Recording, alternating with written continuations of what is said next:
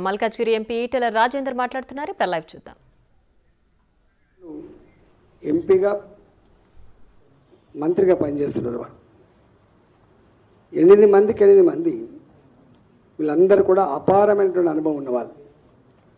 ఈ సందర్భంగా నేను తెలంగాణ ప్రజానీకానికి వినమ్రంగా చేసే విజ్ఞప్తి ఏంటంటే, మేమందరం కొత్తగా ఎన్నికైనటువంటి పార్లమెంట్ సభ్యులం, ప్రజాప్రతినిధులం కాదు. ప్రజాక్షేత్రంలో ప్రజల సమస్యల మీద కొట్లాడిన వాళ్ళం.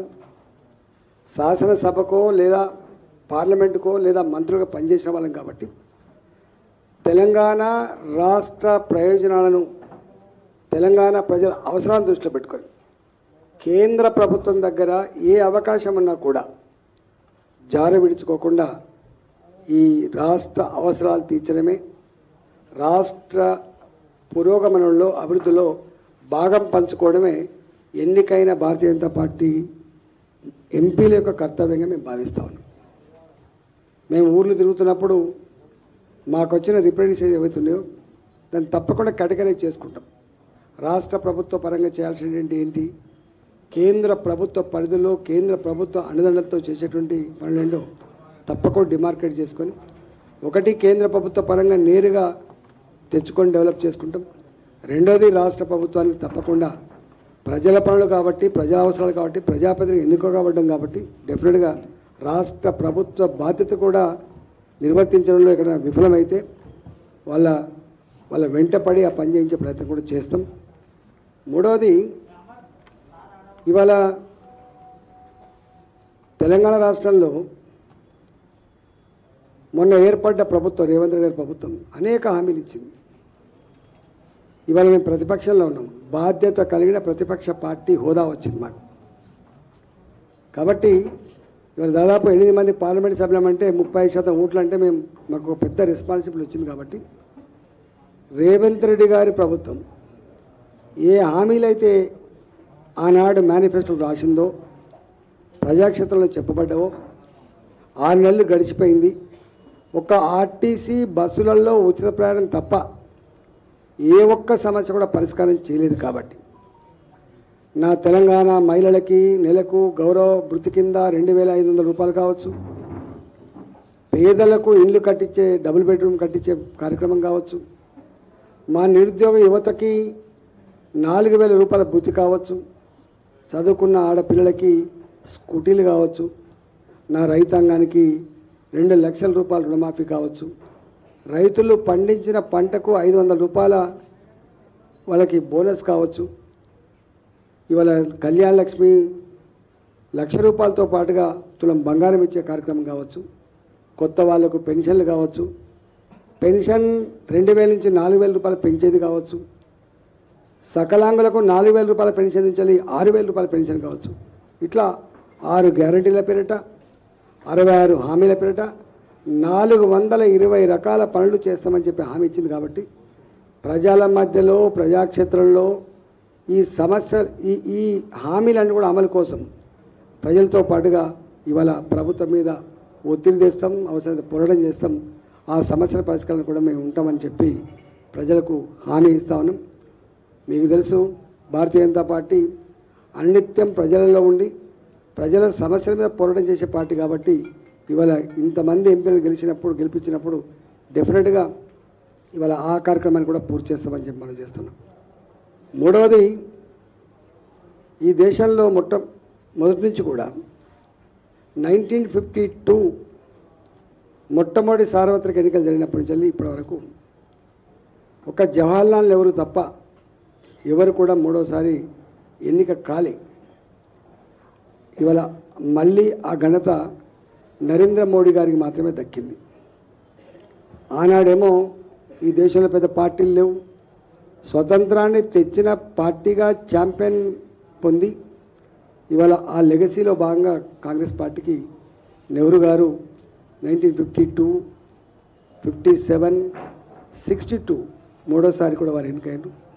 64లో వారు ప్రథమపదించారు. కానీ ఇవాళ మోడీ గారికి ఏ లెగసీ లేకున్నా సంకీర్ణ రాజకీయాలు దేశాన్ని నడుపుతున్నటువంటి ఈ రోజులల్లో ఒక టర్మ్ ఉంటే ఇంకో టర్మ్కి ఇంకొక ప్రభుత్వాన్ని ఎన్నుకుంటున్న ఈ రోజులలో 10 ఏళ్ళు గడితే ముఖం మొత్తి ఇక వద్దుపో అంటున్న ఈ సందర్భంలో ఇవాళ 3వసారి ముచ్చటగా మళ్ళీ నరేంద్ర మోడీ గారి నాయకత్వంలో 296 సీట్లతో మేము మాతో పాటుగా 2 పార్ట్నర్స్ అలయన్స్ తోటి ఇవాళ మళ్ళీ 3వసారి ముచ్చటగా ప్రధానమంత్రి కాబోతున్నటువంటి సందర్భం మనం చూస్తూ ఉన్నాం.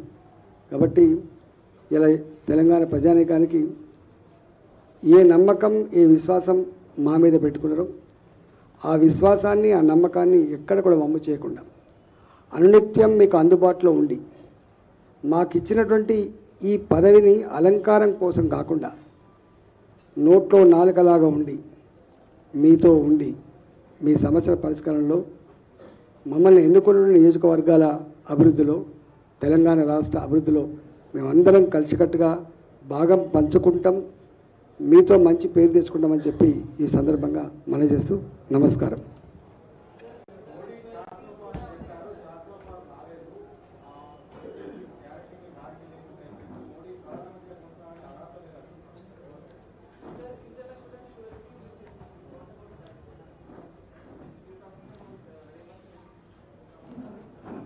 రెండు విషయాలు. అబ్కీ బార్ 400 పార్, ఫిర్ ఏక్ బార్ మోడీ సర్కార్. ఈ 2 నినాదాలు ఇచ్చింది భారతీయ జనతా పార్టీ కాదు, మా నాయకులు కాదు. ఈ నినాదం ఇచ్చింది 10 సంవత్సరాలుగా నరేంద్ర మోడీ గారి పరిపాలన చూసిన తర్వాత నచ్చి మెచ్చి ప్రజలు ఇచ్చినటువంటి నినాదం అది, ప్రజలు ఇచ్చిన నినాదం అది. అయినా ఈ దేశంలో మళ్ళీ అధికారం రావాలంటే 272 సీట్లు కావాలి. మ్యాజిక్ ఫీవర్ మీకు తెలుసు. 272, ఇవాళ 296. ఇవాళ మీరు చూస్తున్నగా పక్క రాష్ట్రంలో 5 ఏళ్ళకి ఆగమైపోయింది. అంతకుముందు మన్మోహన్ సింగ్ గారు కూడా 10 ఏళ్ళు పాలించిండు, మళ్ళా దెబ్బ కొడితే ఇప్పటిదాకా లేవలే. మొదటిదాకా పాలించిన ఈ రాష్ట్రంలో పాలించిన కేసీఆర్ గారు కూడా 10 ఏళ్ళకి ఏమైందో మీకు చూసిండ్రు. కానీ మోడీ గారు మాత్రం ముచ్చటగా 3వసారి మాకు కావాలని చెప్పి ప్రజలు ఎన్నుకున్నారు, గుర్తుపెట్టుకోండి.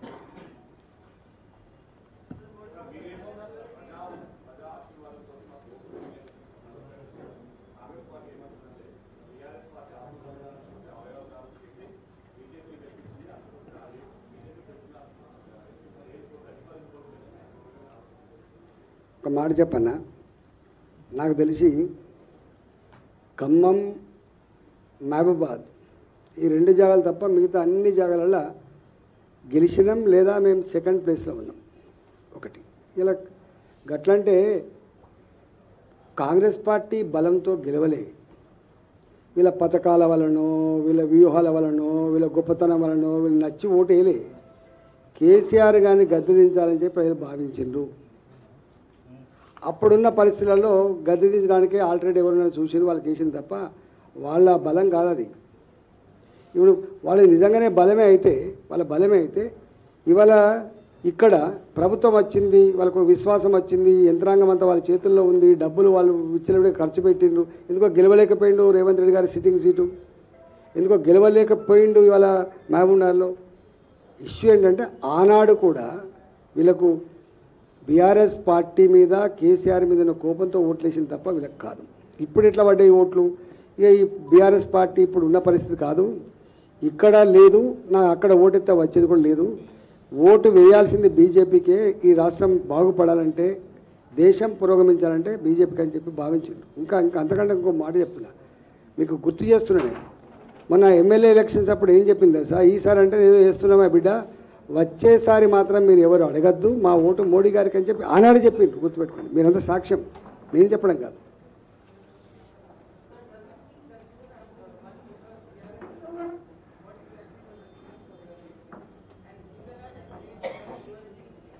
ఎస్, మా విజయానికి 2 కారణాలు. మా విజయానికి 2 కారణాలు. రేపటి ఈ రాష్ట్రంలో ఈ రాష్ట్రాన్ని నడిపే బాధ్యత మీదే అని చెప్పి ప్రజలు చెప్తున్నారు.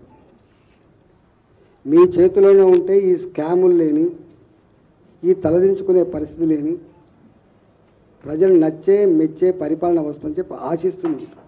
దానికి సంకేతం. రెండో మాట ఏంటంటే